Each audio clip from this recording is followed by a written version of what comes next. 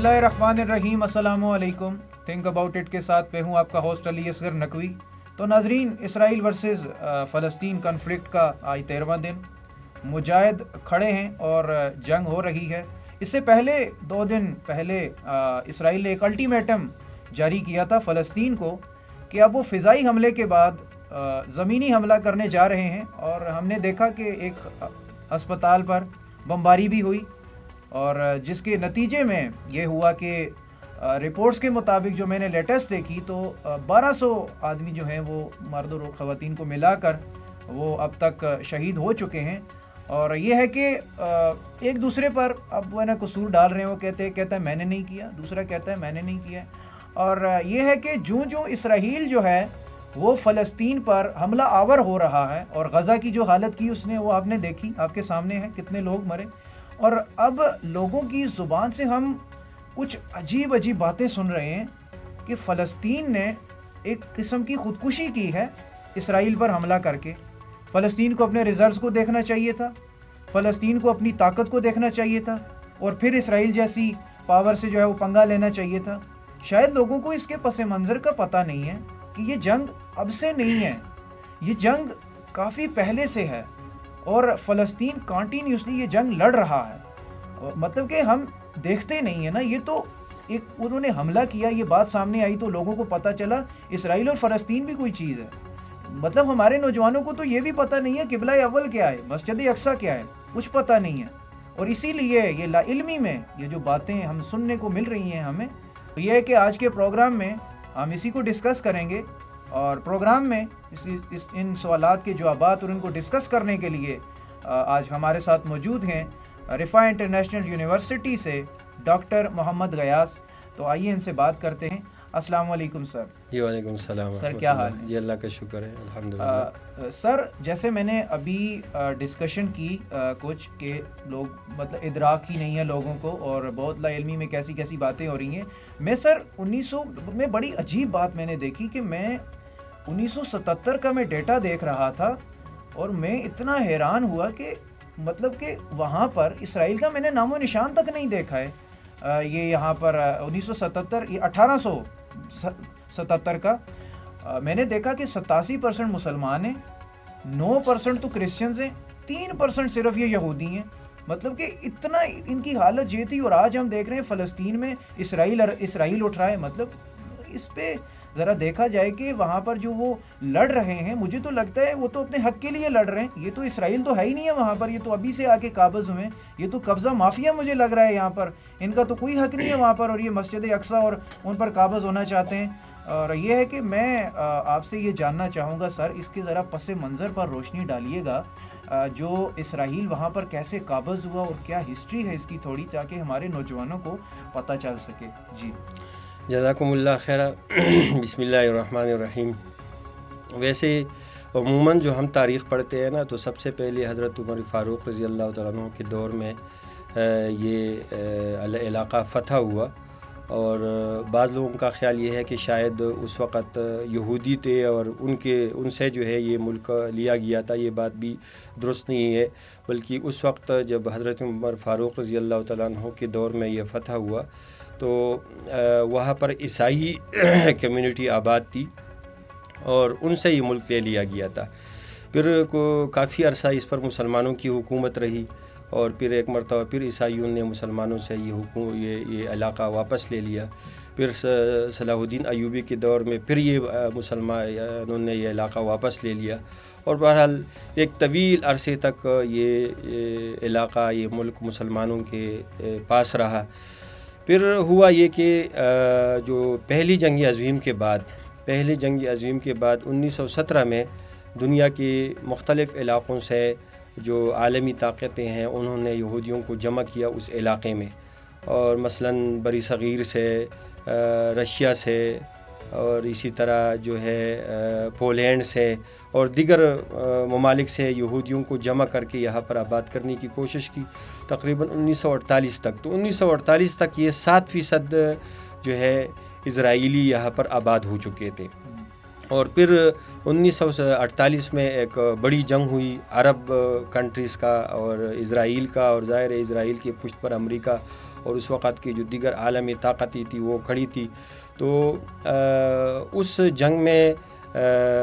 ان کو فتح حاصل ہو گئی اسرائیل کو, اور عربوں کو شکست ہوئی, اور اس کے نتیجے میں تقریباً 5 کروڑ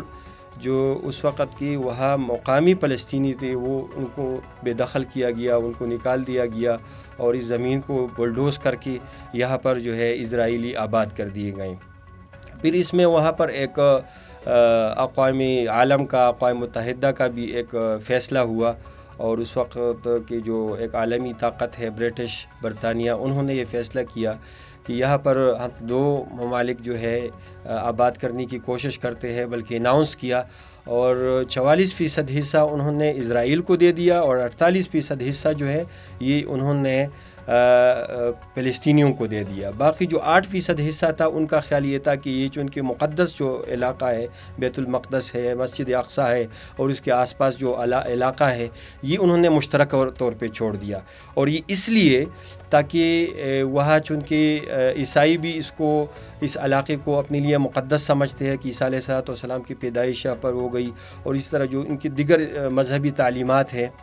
اس کی بنیاد پر وہ اس کو اپنے لیے مقدس سمجھتے ہیں. اس طرح یہودی جو ہے ان کا دیواری گنیاں اور یا جو وہاں پر دیگر ان کے اس حوالے سے نظریات ہے کہ یہاں وہ تخت ایک یہاں پر سجائی جائے گی, اور اس پر داؤد علیہ السلام وہ آئیں گے, اور اس کے علاوہ دیگر جو مذہبی نظریات ہیں ان کا. اسی طرح مسلمانوں کی بھی اس حوالے سے ایک نظریات ہے اسلامی اور دینی کہ نبی علیہ السلام نے یہاں پر بیت المقدس میں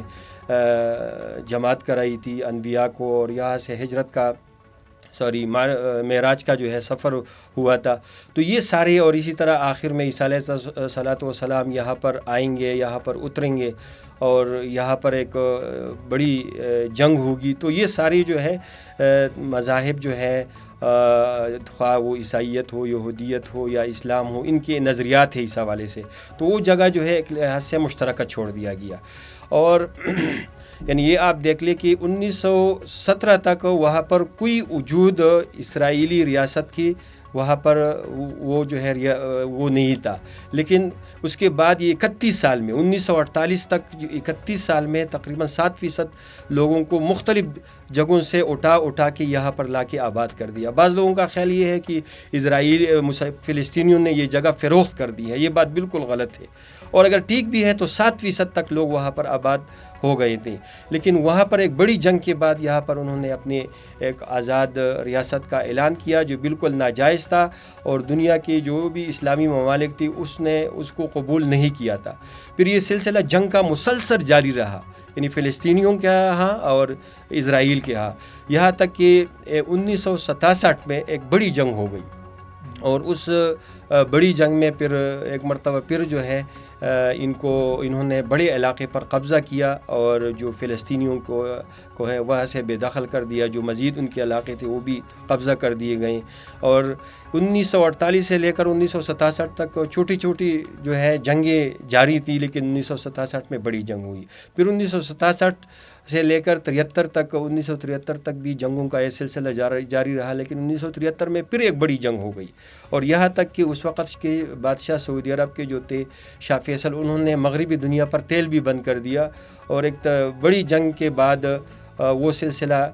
بھی ختم ہوا. لیکن افسوس یہ ہے کہ 1948 میں, پھر 1967 میں, 1973 میں عرب کنٹریز کو شکست ہوئی, اور وہ یہ جنگ نہیں جیت سکے. پھر یہ سلسلہ اسی طرح جاری رہا, اور اسرائیل مسلسل جو علاقے فلسطینیوں کے پاس تھی وہ بھی قبضہ کرتے رہے. یہ بھی آپ کے علم میں ہونا چاہیے کہ وہاں پر جتنی بھی اسرائیلی ہیں یہ پوری دنیا سے اکٹھے کر دیے گئے ہیں, اور وہاں پر آباد کیے گئے ہیں. جو اصل یہودی ہیں, جو عربی النسل ہیں, وہ ان کے خلاف ہے. اب اس وقت جو لڑائی ہو رہی ہے اس میں بھی ان کے خلاف ہے. اور پوری دنیا میں جو عرب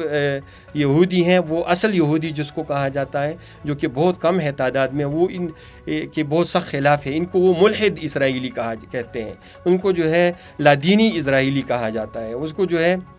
وہ اس کے وجود کو وہ بھی تسلیم نہیں کرتے ہیں.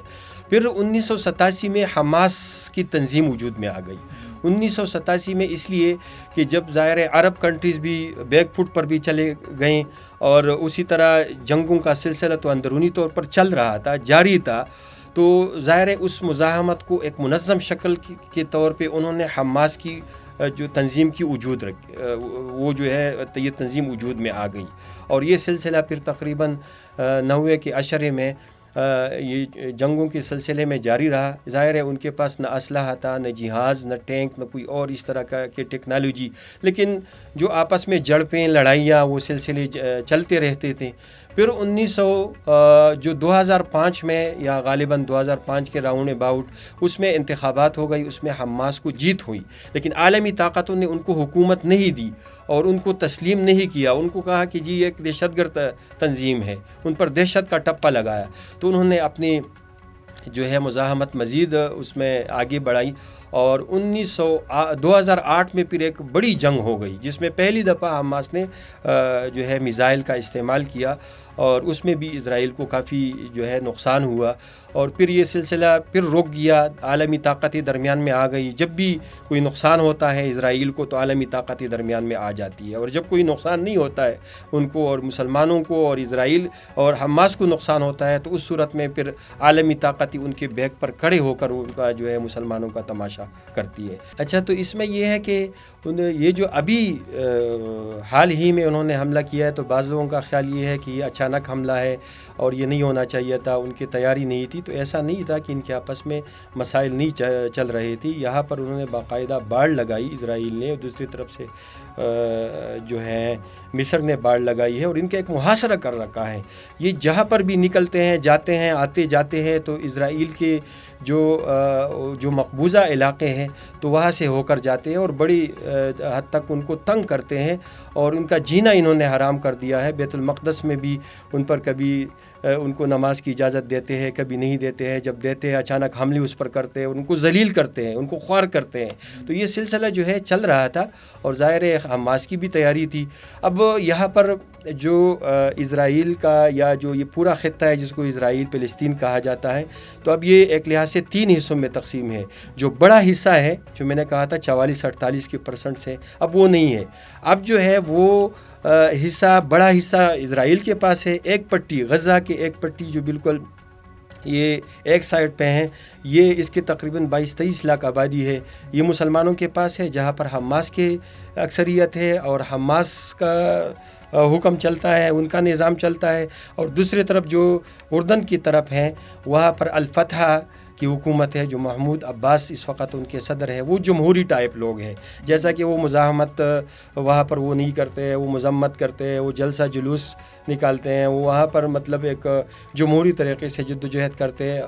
باقی جو یہ لوگ ہیں یہ باقاعدہ مزاحمت کرتے ہیں، وہ ایک جہادی طریقہ انہوں نے اختیار کیا ہے، اور ان کا خیال ہے کہ اسرائیل کا واحد حل ہے اور وہ جہاد ہے، اس کے بغیر ہم جو ہے یہ علاقے واپس نہیں لے سکتے ہیں جو انہوں نے قبضے میں لیے ہوئے ہیں۔ اور دوسری طرف ان کا بھی جو ایجنڈا ہے وہ بھی کچھ اور ہے اسرائیل کا، اس پر بھی مسلسل وہ جو ہے آگے بڑھ رہے ہیں۔ جی سر، میں تو ایک کوشچن کرنے والا تھا کہ امپورٹنس کیا ہے فلسطین کی، وہ آپ نے اسی کوشچن میں ماشاءاللہ کور کر دی، لیکن سر میں یہ آپ نے جیسے کہا کہ یہودیوں سے جو ہے نا مسجد اقصیٰ کی امپورٹنس، ان کے لیے بھی امپورٹنس ہے اس کی، تو میں آپ سے یہ پوچھوں گا کہ اور بھی کوئی موٹیو ہے اسرائیل کا جو مسجد اقصیٰ کے بیونڈ ہے، جو وہ شاید اپنی پاور کو دکھانا چاہتے ہیں یا اپنے آپ کو منوانا چاہتے ہیں، کیا یہ بھی ہو سکتا ہے؟ دیکھیے، اصل میں اسرائیل جو ہے پوری دنیا سے جو جمع کیے گئے ہیں اور وہاں پر آباد کیے گئے ہیں، تو ایک تو ان کی اپنی بھی مقاصد ہے۔ ظاہر ہے ان کے پاس پیسہ تھا، پہلی جنگ عظیم میں، دوسری جنگ عظیم میں انہوں نے وہ پیسہ استعمال کیا، اور جو عالمی طاقتیں ہیں ان کو اپنا پیسہ دیا، اور ان کے ساتھ کمٹمنٹ ہوئی کہ ہمیں آپ ایک اسٹیٹ دیں گے، ایک علاقہ دیں گے، اور اس کے مطابق انہوں نے کر دیا۔ ان کو جو ہے انہوں نے پیسہ استعمال کیا اور اس کے بدلے میں انہوں نے جو ہے ان کو یہ علاقہ دے دیا۔ اب ظاہر ہے کہ یہاں پر ان کی تعداد ہے کم،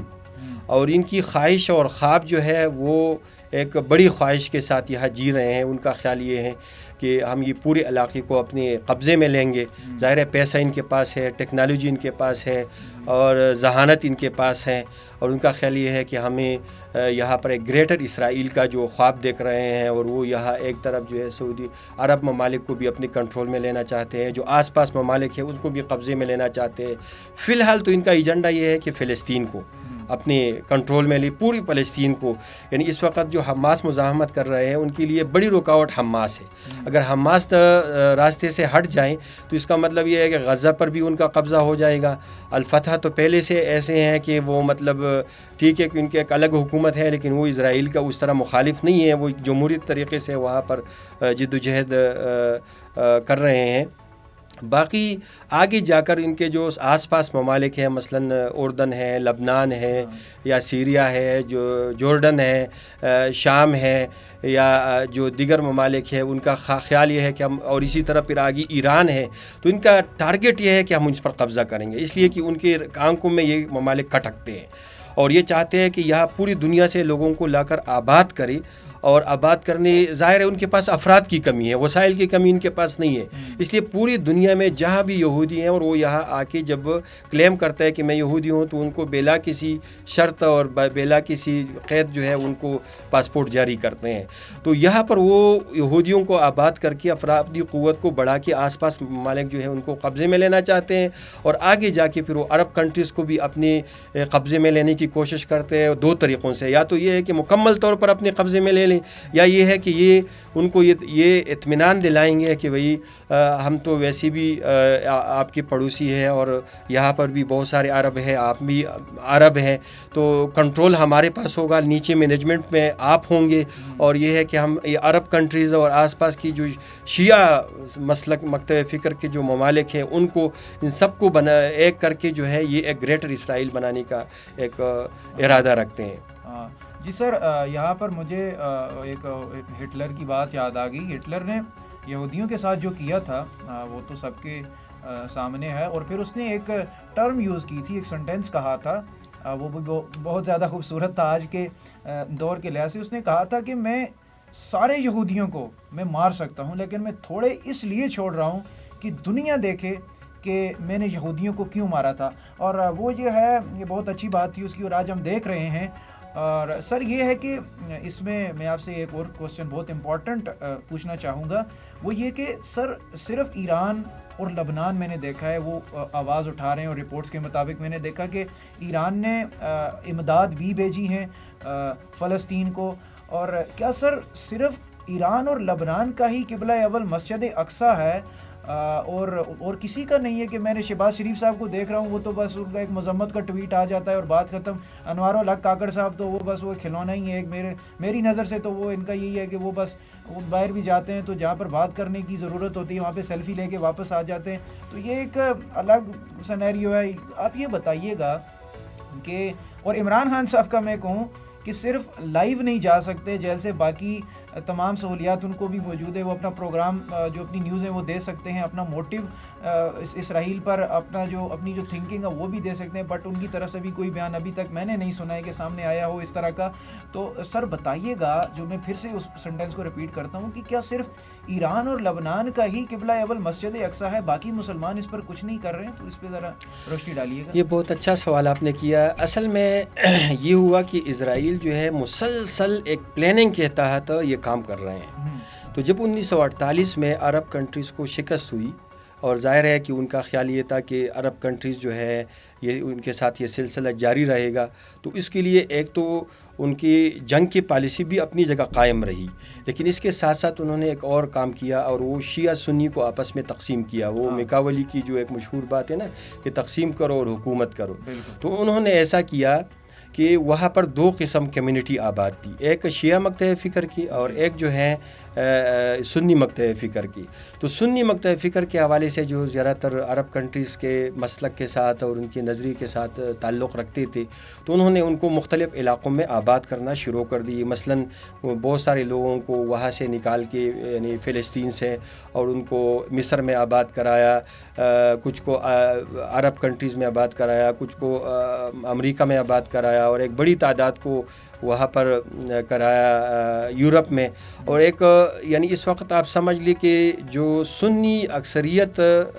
ہے وہ فلسطین کے اندر جو پہلے تھی وہ مختلف ممالک میں مختلف اسٹیٹس میں انہوں نے آباد کرایا، اور اس وقت اکثریت جو ہے وہاں پر فلسطین کے اندر وہ شیعہ کمیونٹی کا ہے، شیعہ مکتب فکر کا ہے۔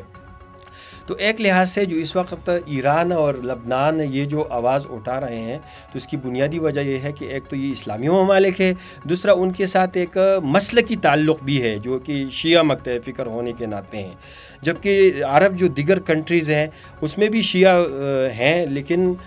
مکتب فکر کے لوگ ہیں، شیعہ مکتب فکر کے، لیکن چونکہ وہ زیادہ تر اکثریت جو حکمران ہیں وہ سنی مکتب فکر کے ہیں، تو وہ ایک لحاظ سے مذمت تو کرتے ہیں، آواز تو اٹھاتے ہیں، احتجاج تو کرتے ہیں، لیکن لبنان اور ایران جیسے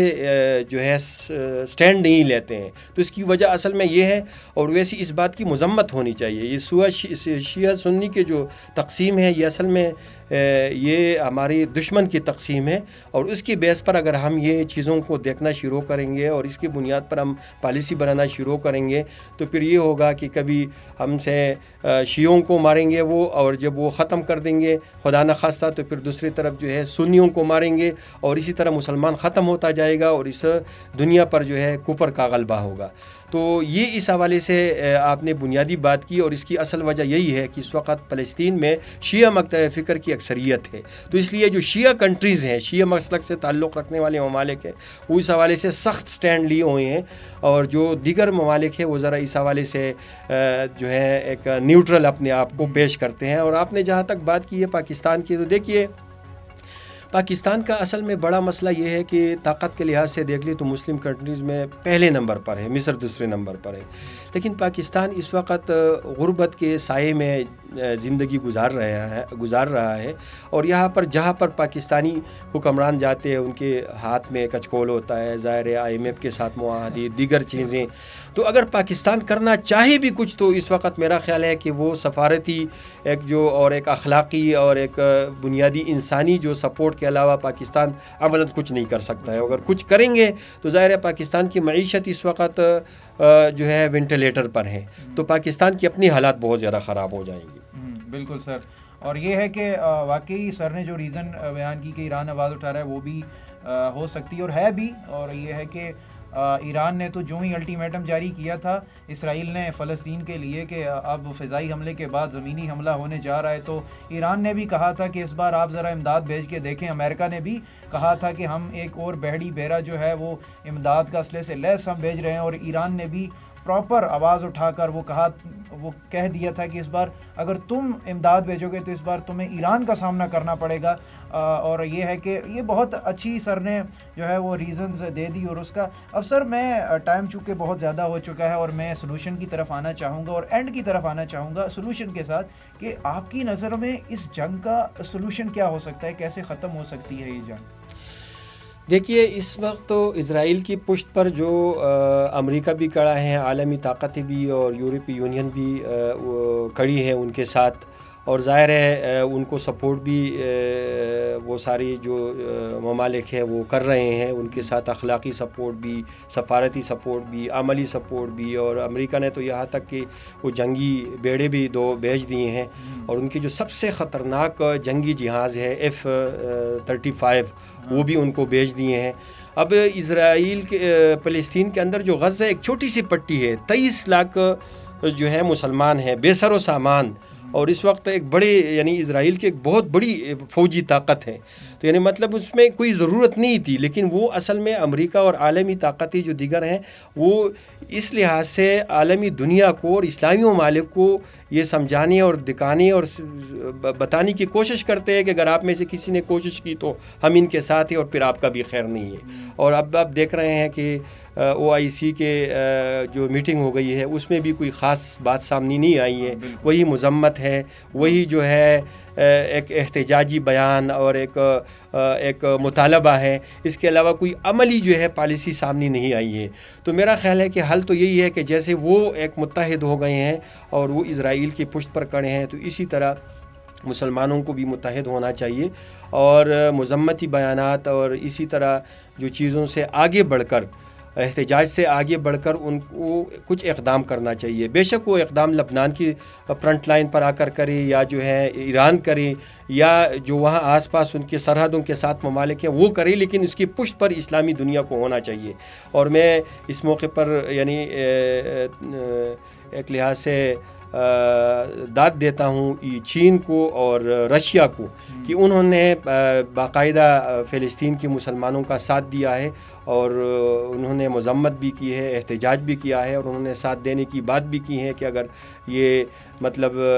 جنگ نہیں روکتی تو پھر ہم بھی اس میں اپنا حصہ ڈالیں گے. تو بہرحال یہ ایک اچھی بات ہے, خوشائند بات ہے, لیکن حل اس کا یہ ہے کہ مسلمانوں جب تک متحد نہیں ہوں گے تو اسرائیل کا جو گریٹر اسرائیل کا منصوبہ ہے وہ اس پر عمل کرتے ہوئے آگے بڑھیں گے, غزہ کو اپنے تحویل میں لیں گے, اس کو فتح کریں گے اور پھر آگے جو ہے ان کے جو لبنان کا بھی کے بارے میں بھی یہی ارادہ ہے, پھر جو آس پاس جو چھوٹے چھوٹے ممالک ہیں دیگر مسلمانوں کی اس پر بھی قبضہ کرنے کا جو ایجنڈا ہے, اور پھر اس کے آخر میں عرب کنٹریز کو بھی اپنے تحویل میں اور اپنے کنٹرول میں لینے کا جو پروگرام ہے ان کا تو وہی ہوگا. حل صرف اور صرف اس وقت اتحاد ہے اور متفق ہونا ہے اور کچھ عملی اقدامات کرنے ہیں, مزاحمت, احتجاج اور سفارتی اور اخلاقی تعلق سے آگے بڑھ کر کچھ کرنے کا ہے. جی بالکل, اور میرے خیال سے بھی یہی سلوشن تھا. اس کا کنکلوژن یہی ہو سکتا ہے کہ جو ہے اب شیعہ سنی کی بات نہیں ہے جو سر نے ایکسپلین کیا. شیعہ سنی بننے کا اب وقت نہیں ہے, اب صرف ایک مسلم بننے کا جو ہے وہ وقت ہے. مسلم جب تک اکٹھے نہیں ہوں گے جو ہے اسرائیل اس کا ہم مقابلہ نہیں کر پائیں گے, ورنہ صرف مذمت ہی کرتے رہ جائیں گے. اور یہ ہے کہ اور یہی ایک حل ہے اس کا, ٹھیک ہے, جب تک ہم آپس میں متحد نہیں ہوں گے. بات وہی مٹھی والی ہے کہ جب مٹھی متحد ہو جاتی ہے تو اس میں کتنی جان ہوتی ہے, اور جب کھل جاتی ہے تو کتنی جان ہوتی ہے. تو مسلم قوم بھی جو ہے وہ ابھی اس مٹھی کی طرح وہ کھلی ہوئی ہے, اس مٹھی کو بند کرنے کی ضرورت ہے, تب جا کے ہم اسرائیل کا مقابلہ کر سکتے ہیں. اور پاکستان اور باقی بھی جو اقوام, یہ بھی میں بتاتا چلوں, وہ اس لیے ہیلپ نہیں کر پا رہے کیونکہ جو سر نے بھی کہا کہ اتنے ہمیشہ وہ ہے نا جھولی ہی ہم نے پھیلائی ہے سب کے آگے اور سب سے قرضے لیے ہوئے ہیں, اور اسرائیل کی بیک پر اس ٹائم IMF, امریکہ اور یہ سب, اور ان سے ہم نے اتنے قرضے لیے ہوئے ہیں کہ اگر ہم کچھ سٹینڈ لیتے بھی ہیں تو وہ کہیں گے کہ ابھی ہمارے قرضے واپس لاؤ. اور اتنا پولیٹیکل اور انٹرنیشنل پریشر بڑھ جائے گا پاکستان کے کہ پاکستان کی معیشت ڈیمیج ہو کے رہ جائے گی. اور واقعی یہ بات ہے کہ وہ چاہ کر بھی صرف مذمت کر سکتا ہے, آواز نہیں اٹھا سکتا. اور اسی کے ساتھ پروگرام کو اختتام کی طرف لے کے جاتے ہیں. اگلے پروگرام میں آپ سے ملاقات ہوگی, تب تک کے لیے اللہ حافظ.